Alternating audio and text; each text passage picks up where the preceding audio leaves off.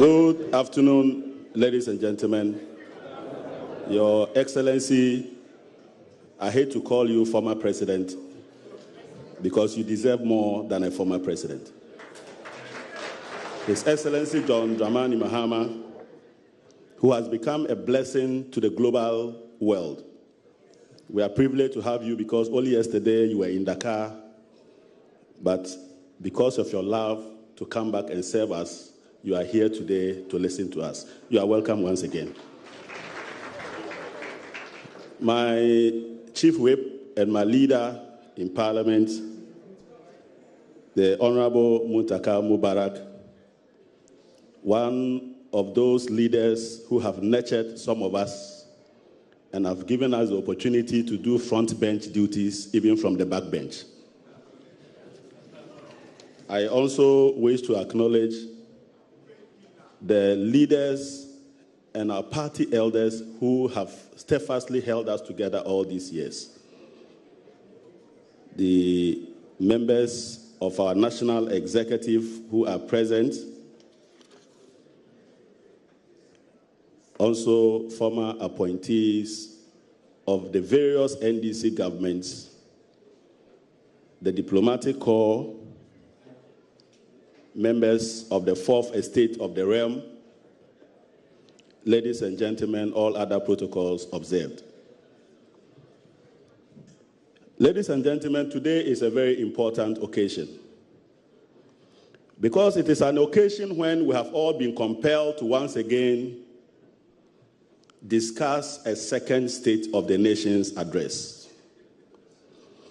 His Excellency the President fulfilled a constitutional mandate by coming to Parliament to address the nation and to tell us the health of the Ghanaian economy. Barely before we finish addressing and debating the issues that emerge, we were now confronted once again yesterday with a second State of the Nation's address. Of course, when you have a very exuberant vice president, you would always find competition even with your constitutional mandate. And so yesterday, the people of Ghana were served with what we already knew, that the MPP government, after having done all they could to win power, after having held some of the lectures that we don't even have the appropriate words to describe, are still delivering lectures in government when they are supposed to manage the economy. Your Excellency, the management of an economy is a very serious business and cannot be reduced to comic relief and inciting the public against expectations that cannot be met. Mr. Speaker, whilst the people of Ghana were jubilating yesterday, especially our brothers and sisters who are into imports and are into distributive trade, reminiscent of the days of the first budget of the MPP in 2017, when the people of Abosokan were celebrating the abolition of import duties. I said to myself, this is the second deceit that will hang the MPP forever in 2020. Ladies and gentlemen, His Excellency the Vice President made a number of profound statements that were not supported by facts. And so even as the people of Ghana were contemplating whether it was the economy that we knew or that we have suddenly been transported to heaven, the international community began to give a verdict. And I'm sad to report and to give a word of caution to His Excellency the Vice President not to once again plunge this country into international disgrace. Yesterday, Bloomberg reported that hours after the Vice President made some of the claims that actually frightened them, the cedi reverted back to its unenviable record of being the worst performing currency in Africa. Your Excellency, Bloomberg reports that yesterday the cedi was trading at 5.61 at a time that the vice president was in Ghana celebrating this abysmal performance and a disgrace to the international community, to us from the international community, because then we have once again gone back to be the worst performing currency in Africa. But this time, it was accompanied by us now becoming the 4th worst performing currency in the whole of the world. Your Excellency, this is a very disturbing spectacle for several reasons. The people of Ghana only recently went to beg the international community to lend us $3 billion. We assured them that with the exit of the IMF, we're going to be very disciplined and that we're going to ensure that the tightrope that we have followed in order to sustain the economy and to build the buffers that they so seriously wanted us to build will be maintained. We had the vice president tell the whole world that we didn't mean to follow IMF. In fact, it was because of IMF we could not waste the hard-earned foreign currency to support the city. He didn't end there. He lied to the international community that the Bank of Ghana did not support the city with any funds. I want all of you to take your time and read the summary economic and financial data released by the Bank of Ghana only for the recent Monetary Policy Committee meeting. And the Bank of Ghana reported that at the end of 31st December 2018, Ghana's net international reserves stood at $3.8 billion. It reported that at the end of February 2019, that is 2 months later, our net international reserves became $3.1 billion. Dr. Mahmoud Bawumia, where is the $700 million of our net international reserves? Obviously, it was pumped into the economy to support the city. But my checks reveal that the last 3 weeks of March 2019 saw an additional pumping of $300 million to stabilize the city, all with the aim of achieving an artificial 5.2 exchange rate to the dollar so Bawumia could have a way to deliver a lecture. Unfortunately, the city is not the son of Dr. Mahmoud Bawumia and knows where it belongs. So after a couple of days of injecting so much painkillers into the city, the painkiller left the system and the city is back to the pains once again, now trading at 5.6 to the dollar.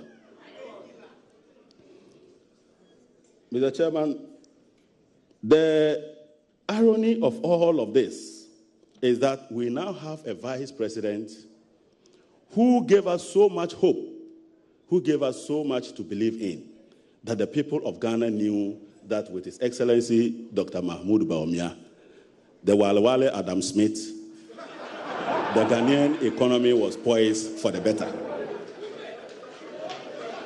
So what suddenly...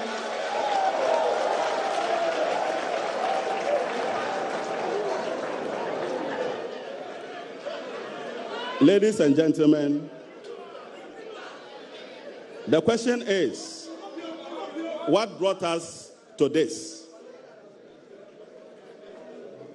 The people of Ghana were made to believe that Dr. Mahmoud Bawumia was leading a very strong economic management team.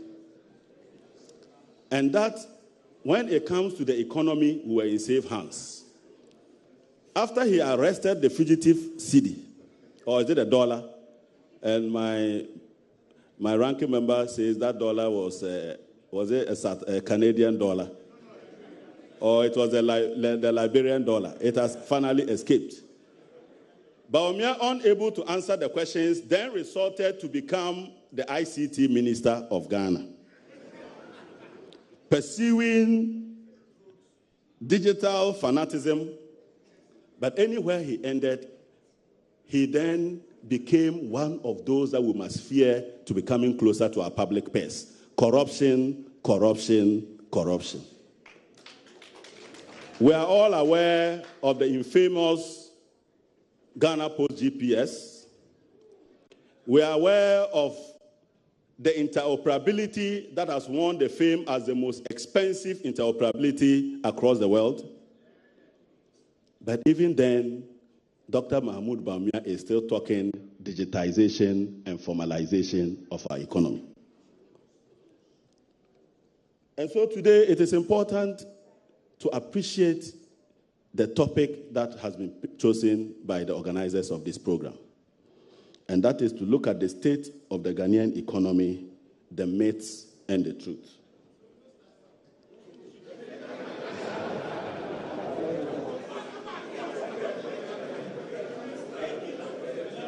Your Excellency,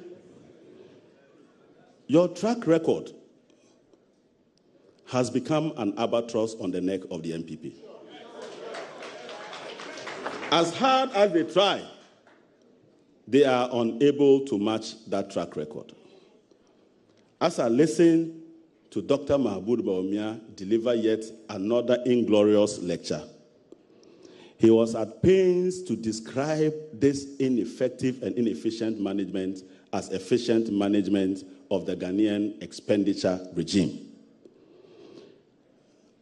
I want to show a table here that will demonstrate to you the kind of fiscal mess that we are in. Just roll over. Okay, so this was yesterday when we reverted to where we belong, the worst performing currency in Africa. Then, as if that was not enough, we became the fourth worst. In fact, we only beat 3 countries in the world. 143 out of 146. But now let's look at the physical nightmare. These are the handiworks of Dr. Mahmoud Bawumia. When we were in office, our wage bill stood at 11 billion Ghana cedis. Today, we are looking at 22.8 billion. An expansion of the public sector by 63%. So, Dr. Bawumia, what figures were you cooking for the IMF? Because there's no way IMF will be happy with this level of recklessness. We then spend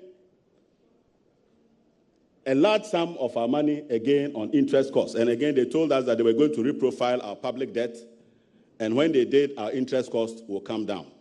It is only under Dr. Mahmoud Bawumia that when you reprofile public debt, your interest and the public debt itself balloons. So you see the Walewale Adam Smith's handiwork. Now take the subtotal and consider our total tax revenue. We are spending almost 94% of our tax revenue just to pay 2 line items. Then when you consider the payment of statutory funds, the entire money is finished, including what the donors gave to us for infrastructure. That one too, we spend it on goods and services, on these items. In the end, we are now dealing with a situation where almost everything, look at the numbers. In fact, we now need to borrow in order to meet our consumption expenditure. And this is how Dr. Bawumia describes as efficient expenditure management. I doubt if it wasn't efficient, what we would have been seeing. You will notice that goods and services, look at the numbers. We are now spending, as at the end of 2018, in fact, we are spending more on goods and services than we are spending on capital expenditure. Your Excellency, you did 7.7 billion expenditure in capital in your last year. 2 years put together, they can't come near your 1 year performance. The end result is that I want Dr. Bawumia to take this home. A very basic measure of efficiency of delivering projects is that you must spend more on goods and services to deliver more capital expenditure. And so we look at the rate of goods and services as a percentage of your capital expenditure to determine how efficient you are. And you'll notice that in their first year, that percentage moved from 40%. Now we are roaming around 109%. So the people who are roaming around the project are more than the project. So they are chopping around the project, and the project is not being delivered. So you see capital expenditure has declined to 4.7 from 6.3. At this rate, it will take Ghana the next 50 years to build infrastructure and improve our competitiveness. Dr. Mahmoud Bawumia, this is not what the people of Ghana voted you for. To be spending our money on chinchinga and kebabs and buying papers to run the office. No. If you look at where we are now, you will now realize that we need to now borrow, even in order to now fund what we call the goods and services itself. So Ghana is borrowing not to build infrastructure. We are borrowing to pay salaries. We are borrowing to pay interest rates, interest costs. We are borrowing to pay for goods and services. When it comes to infrastructure, there's nothing left. And Adam Smith from Walewale says this is efficient expenditure management. Ladies and gentlemen, this is not a laughing matter. These are very, very serious matters. The rising fiscal cost of our country tells us that we don't have space in our budget to fund the critical and badly needed infrastructure that will move Ghana forward into the next generation. So we are not building schools, we are not building hospitals, we are not building our roads, we are not providing potable water to our people. When you ask Dr. Mahmoud Bawumia, he says we should look for the primary surplus. The children, when they are going to school, they go into the primary surplus to go and learn. So this is the state of our fiscal environment. But you understand this because in 2015, when we had the challenges were not born out of incompetence. The challenges were not born out of inability to manage our economy. The challenges were born essentially out of a global financial turmoil that eventually recovered and led to a strengthening of the Chinese and the American economy. And in the end, when these economies were struggling to then keep pace with development and were beginning to slow in their growth, they had to lower the demand they had for our cocoa. And we all know, the lesser the demand, what happens? The price collapses. They had no incentive to buy gold, and will only buy gold as a store of wealth if you were willing to accept a cut price. Our oil output, even though had stumbled because of the problem we had with the turret building, we had the challenge of getting a good price. And I do recall that our own venerable Minister for Finance at the time, just 2 months after starting the implementation of the 2015 budget, had to rush to Parliament to deliver an emergent statement to Parliament. The statement was simply that we had lost so much that if we didn't act, Ghana was already going to lose $700 million from the export of oil that would have gone into funding our ABFA. Under the circumstances, the country was strained. These were external shocks. You cannot tell me that John Dramani Mahama controls the price of cocoa. Neither can you tell me that the NDC controls the price of gold, or we control the dynamics of the global market environment. And this brought a sustained pressure on our own external vulnerabilities. The country began to see a situation where we were not generating enough forex in order to support the cedi, and our balance of payment began to wane. We did not go to IMF to collect money to fund the budget. We went to IMF to help us stabilize the cedi through balance of payment support. What that meant was that anytime IMF released monies to us, it was meant to go and increase our buffers. That is why Bawumia must understand that when you are now risking their money, they must be complaining why you want to pump their 980 million recklessly into the market when the aim was to use that to build the buffers. Ladies and gentlemen, it became very apparent that by the time the NDC was exiting office with the IMF, we needed to take a raft of measures in order to improve the economic circumstances of our country. We believe that as a member of the IMF, which had an interest in ensuring global stability, were in all of this together with the IMF as a global player. We brought the IMF in order to assure the international community that the challenges we were facing were not self-inflicted, but that it was based on the external exogenous variables, and to rely on the technical expertise of the IMF to help us navigate this dangerous situation. Mr. President, you will recall that at the heart of the negotiation of our IMF program, we also agreed that there was a need for us to strengthen our financial sector, but we also agreed that we needed to strengthen our capacity to generate enough domestic resources in order to be self-reliant and develop our own country without resort to too much external support. As we speak today, the reverse is the case. We are all over the place with cap in hand, not just borrowing, but actually celebrating when we have borrowed.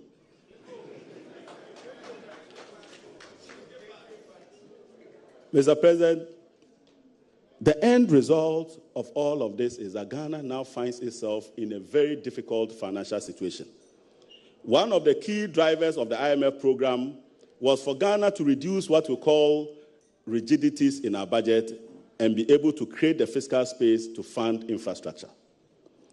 As a result of that, measures were taken to ensure that at any point in time, we had enough resources available to fund the capital budget and to fund social services, and social protection became a cross-cutting theme in His Excellency's government. We'll recall that he was the one who realigned the Ministry of Women and Children's Affairs to become the Ministry of Women, Children's Affairs and Social Protection in order to give hope to the thousands of Ghanaians that were below the poverty line. Only recently, the IMF gave a very damning pronouncement on how we have managed our fiscal space. But unfortunately, our people who cannot read and write and yet claim that we cannot read and write were celebrating what was actually a funeral dirge that was given to them by the IMF. The IMF said, even though you have tried to achieve fiscal consolidation, you have done that through the crude method. The crude method is that you have continuously starved the people of Ghana in order to save money at the bank. And so the deficit that you are showing is born out of hardship, is born out of delaying infrastructure, it is born out of making sure that the forward march in order for us to join the elite communities in the world was being postponed. As a result, the IMF says they were very worried about your low rate of revenue generation. But you see, another thing you will find yesterday with Adam Smith was that Adam Smith simply said the wages and salary we are complaining about is not a problem because it is only a certain percentage of the GDP. Is the GDP for you? Can you use the GDP to fund the budget? The GDP is only relevant to the extent that you can mobilize the resources from it to fund this expenditure. So if you keep talking about, oh, it's not too much, it's about only some percentage of GDP, how come you are not collecting that GDP? You are doing 15.6% since you came to power, but you are growing your public sector alone by 63%. When we talk, you say it's debt to GDP. Go and collect the GDP and fund the budget. So, at the end of the day, what our colleague Adam Smith must know is that it is good to use GDP as a measure. But if you cannot collect the money, don't dream about GDP. You must be able to improve the proportion of the GDP that you are able to generate as revenue in order to fund critical expenditures. So merely relating GDP is simply saying that you have decided that, oh, for me, the numbers look too bad. I don't want to look at it. I'll console myself with the number to GDP. But one day you wake up and realize that you have borrowed so much, you are now struggling to report the true figure of your debt. So the IMF was also worried about a major failure of the government. I mentioned rigidities and inflexibilities. There are certain actions when you take, they become expenditures that you have no discretion over. And therefore, they tie your hands in deciding how you use those monies in order to determine the path of growth and development. one of which the MPP is fond of doing, which the IMF warned them, is that they are just going around looking, okay, get fund. This money, can't we, the Ashanti say, Adongo and Ambwa. Let's go and give it to some people and borrow 30 years. So they come, get fund. 30% of get fund flows, we are going to take $1.5 billion. So it means that for successive generations, if we begin to see a drop in revenues from get fund, we'll be saddled with debt repayment, we'll be saddled with interest costs, and at the end of the day, the original purpose of building get fund, which was to fund infrastructure in the education system, will be gone. Adam Smith, what do you want to do this to future generations? They then get up and say, mineral royalties are the mines. Let's mortgage it and take $750 million for the next 10 years. As if that is not enough. They say it appears we have some diamond buried underground. Let's assume that that diamond is of good quality and we can mine it. So let's go and take money on account of the diamond that is still buried on the ground. Today, if they are listening, I want to tell them, the reason why that Sino-Hydro transaction has not been classified as a public debt is not because it's leverage on bauxite. No. It is because there's nothing to owe. Sino-Hydro has not delivered a kilometer of road, so how can you owe it? But immediately they deliver the road and the deferred payment kicks in, we owe. It will become part of our public debt. That is another rigidity in our budget. So these are a group of people, instead of finding alternative ways to mobilize the revenue, all they believe in is we cannot raise the revenue. So let's borrow against the future, and when we leave, Ghana can best. We don't care. Precisely what Adam Smith and his people are doing to us. Mr. Chairman, the other thing I want us to look at is a very damning situation in terms of our business and economic environment. Only recently, the Merchant Bank of South Africa released the ranking of where to invest in Africa. During the tiring effort of His Excellency John Dramani Mahama, the least we ever got was a 4th, and by 2018, we came to 5th. Your Excellency, at some point in time, we were 3rd on the list of investor destinations in Africa. And due to your tireless effort to improve the economic environment by leveraging our resources to improve infrastructure and improve competitiveness, Ghana was seen as a safe haven for investment. Today, as we speak, we have declined from the 5th to the 9th. We are at risk of falling out of the top 10. Out of the top 10 investment destinations in Africa. I'm sure if I was Bawumia, I don't think I'll get an erection when I go home.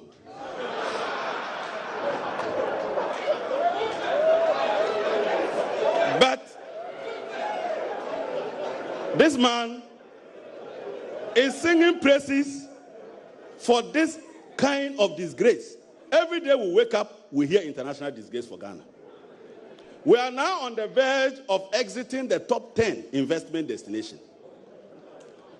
And as a matter of fact, the reasons given for where we are is a testament to the hard work of the NDC under his leadership, John Dramani Mahama. They have indicated that efficient infrastructure is the backbone for leveraging investment and for creating sustainable opportunities for the people.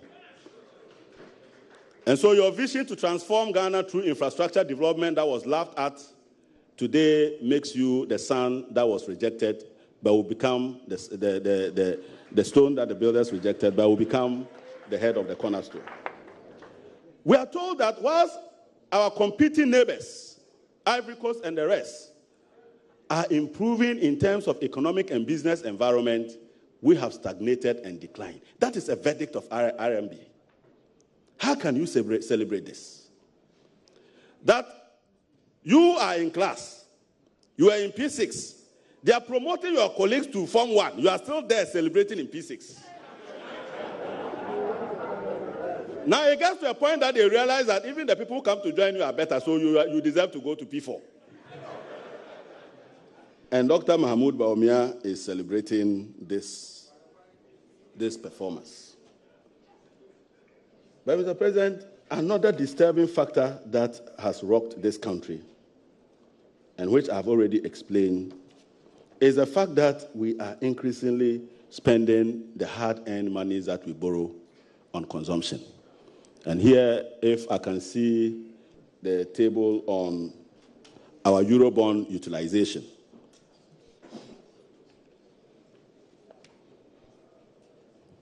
Can somebody help? Okay, I think we can go ahead when it comes. The Eurobonds that we borrowed, yes, you can see it here.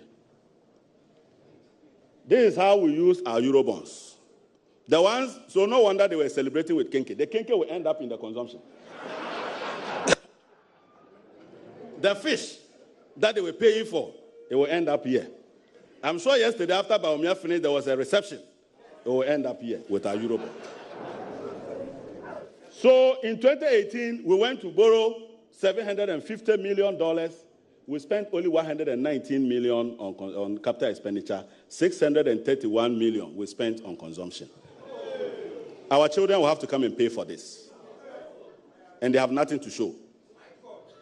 If you take 2019, the $2 billion, the $3 billion they borrowed, $2 billion is for the budget. Only $390 million will be spent on capital expenditure. $1.61 billion will go into family and friends. You know it. So, Ghana has moved from an era where we're borrowing to build into our future. When we're borrowing to create prosperity for children yet unborn. When we're borrowing to build the rich hospital, they said we're incompetent. When we borrowed to build Terminal 3, they said we're incompetent. When we borrowed to build regional hospitals across the country, they said we were incompetent. Now that they are borrowing to pay for kenke and fish, what will they be?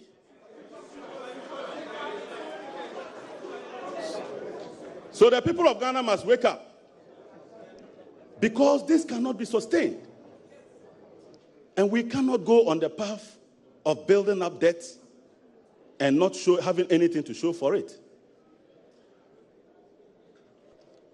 I'd like us to take a look at the financial sector challenges that we have.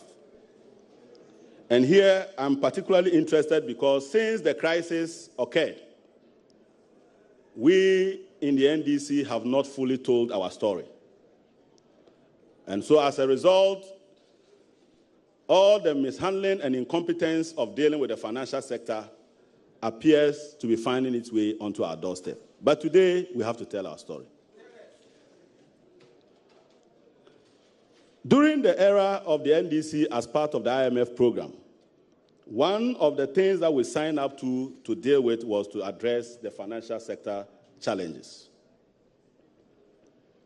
Your Excellency, your team was very focused in addressing this in a way that did not provide social dislocation, but that ensured that we had a financial sector that was broad in leverage, but that also supported Ghanaian entrepreneurship as a means of keeping our own businesses in our hands. At the time, the managers of the central bank decided to engage in a number of activities in order to strengthen the financial sector and make the sector very robust. These actions range from fiscal reforms to legal reforms and to clearly intervening in managing the capital adequacies that were existing. And so the NDC government recruited KPMG and Pricewaterhouse to do what we call the asset quality review to give us a sense of where we were with our financial sector. Your Excellency, at the time, it became very clear when we got the report that we needed to validate that report one more time. And so we recruited another firm, the same group of people, to go back in 2016 and validate the numbers. They came back with the same report that several financial institutions or banks, a number of them, were having challenges to do with the financial sector challenges. Ladies and gentlemen, the report made it quite clear that some of the challenges emanated from the energy sector SOE's debt on the books of the banks. Some returned saying that the SMEs had also burdened the financial sector. And some of the reasons we got was that we needed to improve corporate governance and improve the institutional arrangement to ensure that reforms in the banking sector were anchored. As a result, we took pragmatic steps to address these holistically. I know my good friend, Honorable Atufosin, shepherded a number of bills that became laws in order to reform the banking sector. We put together a sustainable law called the Banking and Special, Deposit-Taking Institutions Act, 1930. This was to address weaknesses in the legal framework for making sure that the central bank had proper grip on the banking sector, but also to give the central bank powers that it didn't have, that it needed to have. So those lawyers on the other side, who when they see anything that was done, will just pick the Act 930 and blame NDC. Tell them Act 930 was passed somewhere around October 2016, and laws are not applied retroactively. So if something happened in the banking sector like we found with the Capital Bank in 2015, it is the reason we had to pass a new law to address those specific challenges that we had found that needed to be addressed. Again, we realized that the Bank of Ghana itself needed some autonomy and needed to strengthen its own corporate governance systems.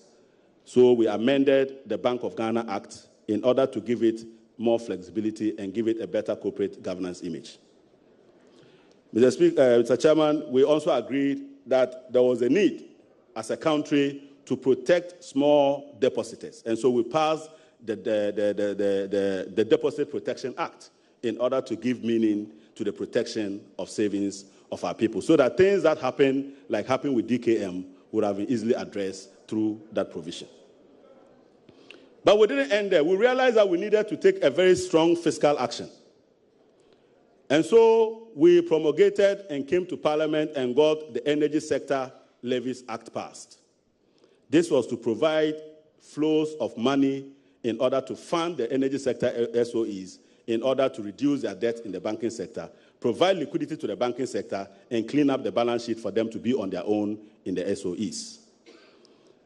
Our colleagues resisted us to the hilt, but once we believed in our course of action, we survived it. Today, they are not only using it, they are mortgaging it for the next 10 years with a bond.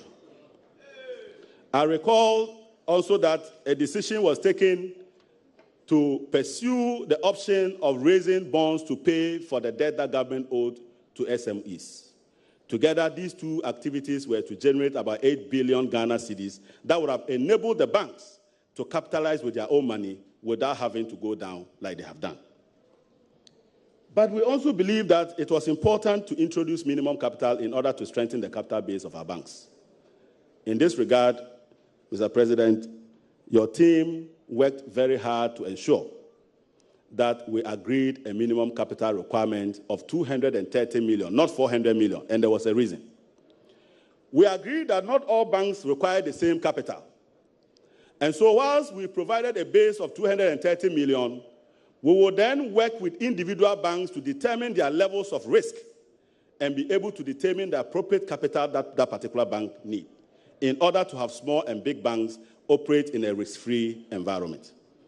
We call that the internal capital assessment, project, which was meant to enable us actually handhold the banks and work with them to come out of the challenges and not to collapse them at the least excuse. And so, fast forward, when we lost power, these people took over. When they took over, it was tug of war between shareholders, directors, and banks. They introduced a minimum capital, and they were so impatient they couldn't wait for the time to come. So anytime they look at the watch, how many days are we left? So we're left 4 months. Let's go and tell them that it's left 4 months. And when they do that, of course, depositors become alarmed. So they go and take the monies from the bank, and the banks become weaker. So the end result is that the country had to go through a very difficult period of this exercise. The end result of this is that as a poor country as us, We have so far, by the end of 2019, we would have spent 20.46 billion. 20.46 billion would have spent by this country by 2019 just to collapse the banks. And we were in search of how much capital. Dr. Bawumia tells us that the capital that we gleaned out of this was about 4 billion. I have a table that will show you that out of that money, only 2 billion was what we realized from fresh injection. The other was sitting on the books of the banks who just transferred to their capital. So in search of 4 billion, as per Bawumia's figures, we spent 20.46 billion to look for 4 billion. Adam Smith, even in his peers, in those days, they would have sacked him from Ghana before he destroys the country. But we are in a democracy, so we can't do that. But we also realize that even in an attempt to address this problem, there was serious political victimization. Some people were described in various forms in order to take their banks. We are aware of the instance of Heritage Bank where they said once you have a case in court, they must as well declare that you are not fit and proper. We recall that they said somebody has about 60 or 70% in a bank, and so the bank is overexposed to that person. But I have on authority somebody who has 99% of a bank with his wife holding 1%. And that bank is still alive.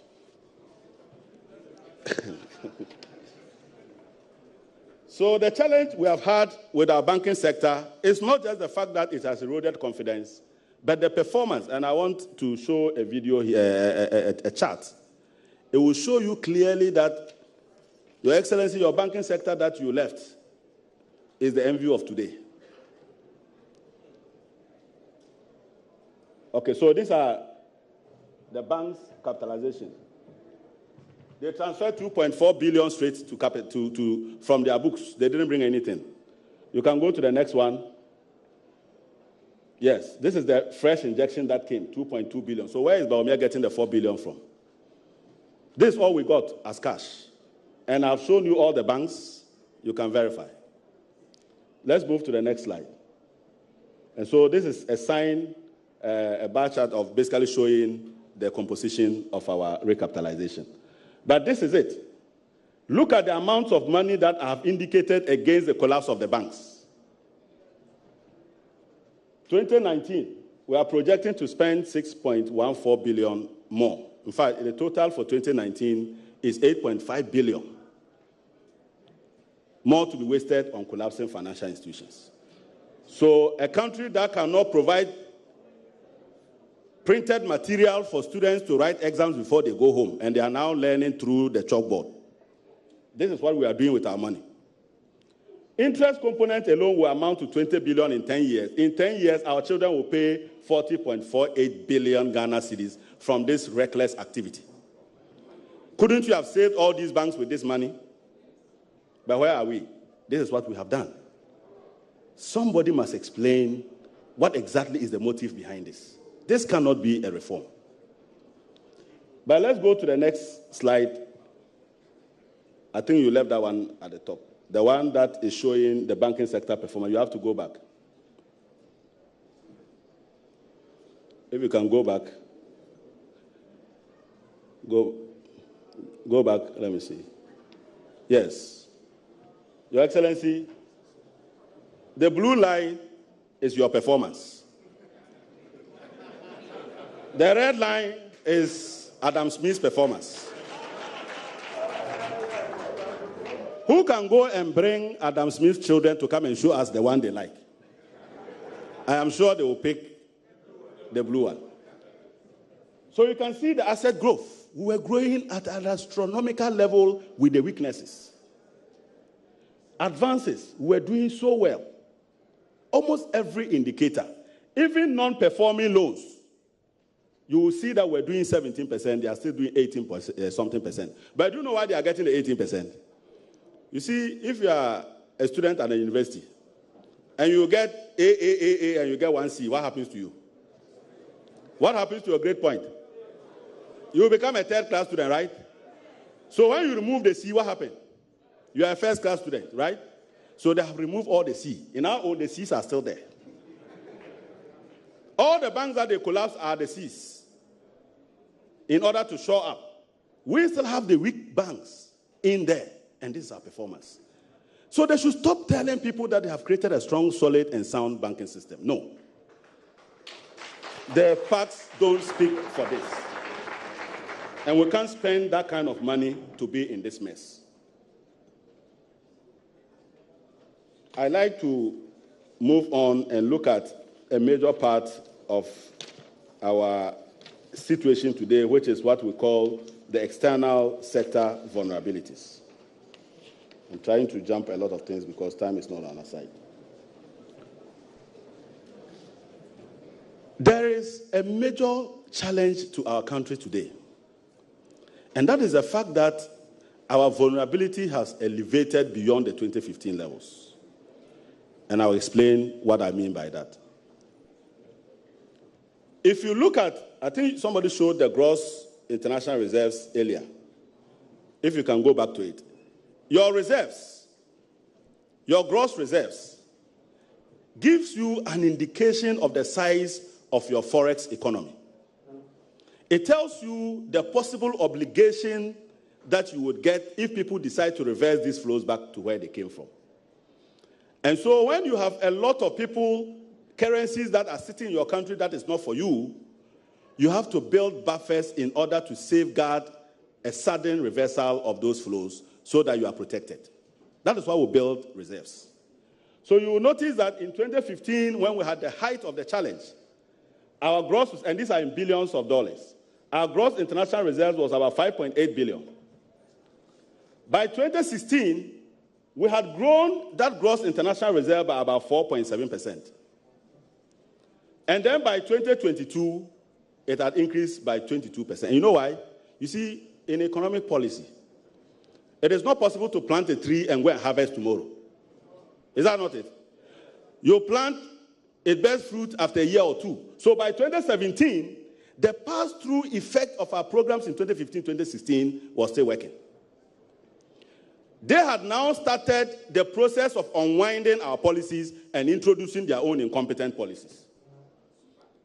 By 2018, when their incompetent policies now set in, look at where we were. We are now growing negative 7%. So Ghana's cover was being blown. Our net international reserve numbers from 2015 was 3.18. And one of the measures of your ability to withstand shocks is the rate at which you accumulate your reserves and net reserves from your gross reserves. So if you have 10 cedis and you can save 50 cedis, you are better than somebody who can save only 10 cedis for a rainy day. So you see that in 2015, even all the difficulties, our build-up was about 54% of our gross. We increased it to 56%, and again, like I explained, our policies were still working. You had 60%. When their policies, the incompetent Adam Smith's policies started working, we'll move from 60% to 47%. Now, that 47% is worse than what we had in 2015 when we had the challenges. And we have not yet experienced even one shock. You see, look at the depreciation. As we built the reserves and we improved our rate of build-up, you notice that the cedi was beginning to slow in depreciation up to 4.9. When their incompetent policies set in, you see where the cedi is. It has recovered back because it was no longer covered. You see, there are Manchester United supporters here, right? Is it tomorrow that you are playing Barcelona? Good. David De Gea is a very good goalkeeper, isn't it? David De Gea is a cedi.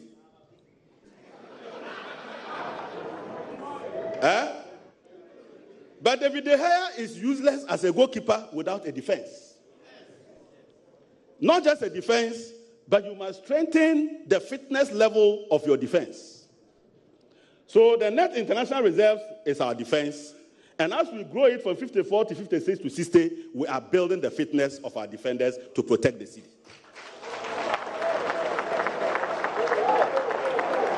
So suddenly, our fitness level is dropping. Our defenders are becoming weak. De Gea will be collecting balls from the net as if we're playing cricket match. So you see where the city is. It is not by chance. The numbers and the data show that this is a reflection of the fundamentals of our economy. And yesterday, I saw somebody struggling to swallow what? I couldn't get it. He said it's about external shocks. Since when did that become a factor? So, Adam Smith, this is your terminal report.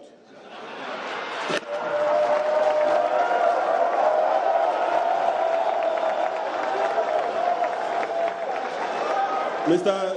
President, when you were the coach of Ghana, this is what you did for Manchester United. Adam Smith has reduced Manchester United to Stoke City. And when you ask him, he's celebrating because that is the level of his competence. We can't force him. But, Mr. President, the picture is very, very gloomy.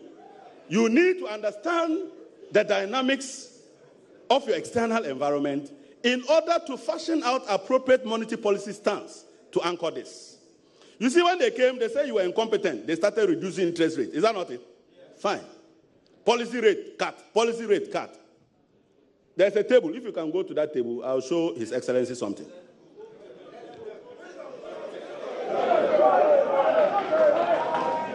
If I can get that table. Mr. President, when you are managing monetary policy, you have to address the concerns of several stakeholders and constituents that have interest in the country. And so in a situation where you have a lot of foreigners having a lot of stake in your economy, monetary policy must address their sentiments. Otherwise, they will collapse your economy and your city. Only a few days ago, I heard the central bank, when he was asked a question, say that he doesn't take monetary policy decisions because of, foreigners. But let's look at this. Just look at this picture. Our domestic debt. Foreign investors are holding 30% of our domestic debt. If you add that to the external debt below of 21,650, you get about 27.2 billion of our debts are in the hands of foreigners. They constitute 68% of our total debt portfolio. These are in foreign currency. If these people are angry today, and they move the money, we are dead. You see, and you say you don't care about these people. After you have handed our economy to foreigners, you are not saying you don't care about them. They will show you. So that is the level of our vulnerability. We are 68% dependent in our decision-making on the sentiment of the foreign investor. In fact, Ave Analytic indicated in a recent survey that Ghana is a safe country with the worst vulnerability to foreign sentiments. Adam Smith must understand this. The Bank of Ghana governor must understand this before he cut our policy rate to kill the country. So when I keep asking him to make sure that your policy rates are anchoring the vulnerabilities of our country, this is exactly what I mean. If you look at our debt to GDP, you see the debt there, I will show you how I got it. Take the Monetary Policy Committee's summary of economic and financial data. And that is the data Bawumia used. Because Bawumia was coming to do a lecture, they stopped our public debt in December. And when they stopped in December, after the, what do they call that thing? After the domestic debt, they reported up to March. But after the external one, they stopped in December. But they remembered that they had borrowed 3.7 billion, which they added to their reserve and showed that the reserve is high. So me too, I added it.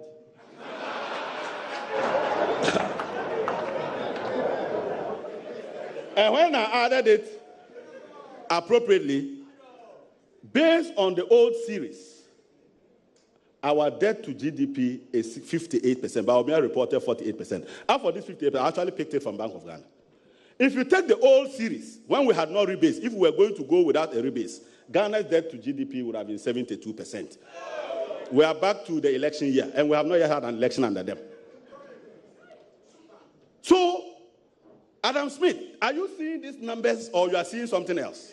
That is the reason they are cooking the numbers and they are not reporting the full extent of our debt. But, Mr. President, what is even worse apart from this is that we are now beginning to see over-concentration of our external debt. What it means is that only a few people are now holding our external debt, and Ghana's destiny is tied to the Franklin Templetons and 2-3 other investors. So the whole of 2016, we woke up one day and Franklin Templeton came and $2 billion, and we're laughing. We're adding to our vulnerability and concentration risk. In that year alone, they did tap issue of 25 billion Ghana cedis. That is just calling a friend and giving him bonds, 25 billion. So apart from having this challenge, that has to be addressed in order to give Ghana independence in terms of policy making and in terms of our ability to manage the vulnerabilities of our country. We are now dependent on 2 or 3 investors who can manage us like kids. If they decide that their interest is now better served in Southeast Asia and they come to take their money, the city will disappear. This is the state of our Ghanaian economy. And this is not the one to be celebrating. But only recently they came to celebrate what they call the hat trick. Mr. President, that was a hat trick of embarrassment. You see, the first one is that they were celebrating the stability of the city. How can you celebrate something that had just, you see somebody is sick, you take him to the hospital, you inject him, you don't even have the cure. He comes so he gets better for 1 week, and you say you have stabilized, you are coming to celebrate. The next morning, the person dies. So, at the time they were celebrating, the city was secretly climbing back to where it belongs. And now we are back to our record. The worst performing currency, not just in Africa, but the 4th worst in the whole world. And we were celebrating this embarrassment with kinky and fish. Mr. President, the next embarrassment that we saw was that we were celebrating because we went to borrow. But it was not because we went to borrow. You see, let me tell you something about these people. And Your Excellency, you know this. When a country is in a funded program, you are on an IMF program, and you are looking to go and borrow money in the market, and the IMF is going to sit, executive board is going to sit on your case, you wait for them to finish because any positive news will give you a reduction in your coupon. It feeds confidence into the market. Is that not what you do? So how come these people knew IMF was going to sit on the 20th and they borrowed on the 19th? Have you asked that question? Somebody is going to tell the whole world that you have done so well that they should give money to you at a lower price. Because you know the verdict is going to be terrible, you decide to do it quickly before you are found out. And then you come and celebrate this one. But, Mr. Chairman, the irony of all of this is that a country as small as Benin went on the Eurobond market a few days before us and borrowed 500 million euros, oversubscribed by 4 times, and they got 5.6% interest rates. Mr. Speaker, a few days before we borrowed, Bloomberg reported that Côte d'Ivoire decided not to go ahead with this bond program because the interest rate was high. When we checked, it was 5.6% that our neighbors said it was too high. We went and gave 8.9%. And you say it is oversubscribed. Who doesn't chase for cheaper things? If you take your bonds and they are so cheap, you are giving free money of about 3% more, which investor will not come? In fact, they were running over each other because they had found this lame antelope that was available to be hunted. And after you have been hunted and you manage to escape, the next moment they hear that you are celebrating. They are now waiting for you for your next bond. They didn't know that 8.9 was cheap. How can we do this to ourselves? And it was also because they knew that a few days' time we were going to win another award. That award was actually coming from no other person than the United Nations. We were declared as the only country in West Africa to be at risk of debt distress. Your Excellency, the country that you left that was in safe hands is now about to enter the international mortuary. chances are that we may have to sell our illness to the international community to forgive us because we can't pay. We are the second in the whole of Africa. Why do we keep scoring these goals? And then when we finish, we celebrate it. So how many have I mentioned?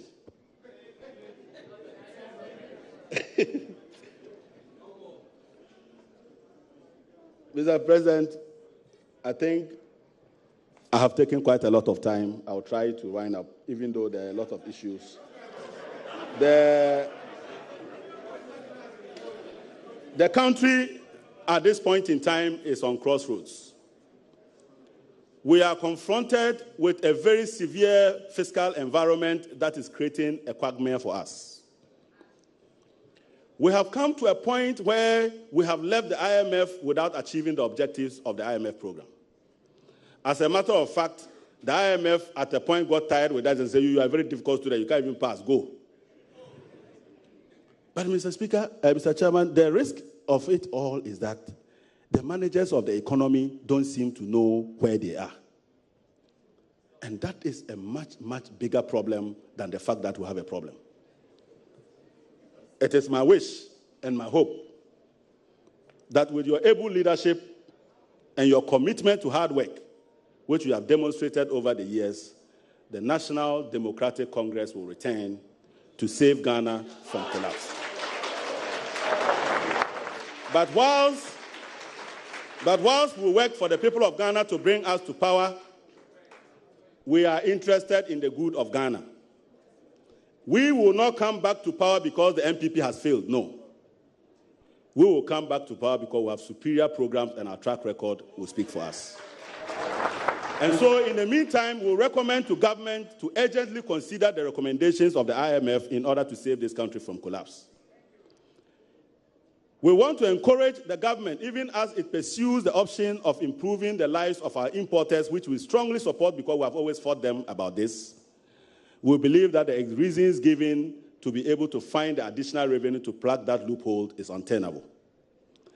In fact, Mr. President, Adam Smith says that when he reduces his import duty, traffic that was going to a free port in Togo, a free port will be directed to our port because at least they'll pay something. Hey! Who has ever left free and come to pay something?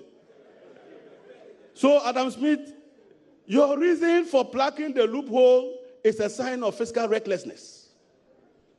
And you must think about it and think about it well because you have brought these importers to this level. They were not here.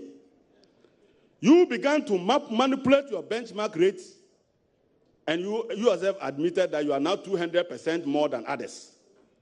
So if you want to address your ills, address them. But don't do that in a populist manner. Especially when we know that the announcement you have made will lead to almost nothing in some instances. And in many of the cases, negligible. My only fear is that we will be back to the 2017 budget at Abosokai. But you see, they have managed the expectations of the people. And then 2020, they'll come and, Bawumia, he will come and promise everything again. Please, the people of Ghana, whilst I wind up, Minuanuma Moha and Comodie and ye and Comotintibia, Yenua Penny Ghana Shenisa. Onona oye osia dio Ghana yina say akohoma beko ya eyonoa. Nyamia ya adom 2016 na omo se ono na awiase nyina onima de eche obia eka Ghana sikasem ho a yede na ba yede ne ba ye no masetre mutemusen enso enra oba no obo se on se ye onsusue ye se akotre se ofridua so be bofom na obi ambo na baso ono abebo na baso entendo amobo amabaso na nsema ye kanyina ne se wo hwe sikasem no a enkoyie sesi anim guase na omde adare da bia be sori bia ye se Ghana ye ne ye last bibim ye se sikasem ahwe a nanse ya hwe kura be frɛ amansan na omaba bebo anya sa ye ntimi hwe man mo nyina so munim adwumaden a NDC edebo a Ghana nti enne ye pese Ghana fo hu nsusua eda NDC amamuo mu ene nsusua eda MPP amemo onim say NDC me menye nipa bia o NDC ye ka akukuda mo NDC a me shabontin o omokra nya mpie mai enti se ka so mo mema no wo he na sisi a maje edwom afei sisi a o ma say esikasem nti ye bompa ye se afei be mumia moni na yentu sankofo enfranya sa ye madache enkoni ye maya ye damase go